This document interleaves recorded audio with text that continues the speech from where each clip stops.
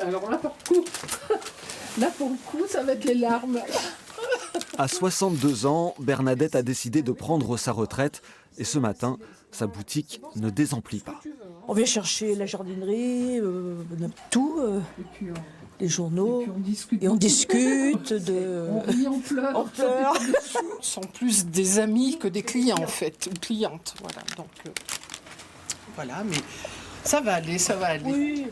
Cette institution locale était gérée par la même famille depuis plus d'un siècle. Ma maman a été fille unique et a repris le commerce de mes grands-parents qui le tenaient. Mon grand-père le tenait aussi de son père, donc ce qui fait que je suis la 4e génération. Le dernier jour avant la fermeture est forcément un événement. Dans le magasin et l'arrière-boutique, on offre le café et le vin chaud pour essayer de garder le moral. En tous les cas, ça va nous manquer le magasin là. Ah bon, Moi j'ai connu depuis tout petit. Hein. Je venais chercher les cartes postales. C'était la maman de Bernadette qui était là avec son papa. Mes parents habitaient juste à côté.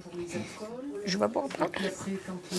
Et dès le jour où j'ai su marcher, je suis venue là. Oh là là, on va pleurer comme ça.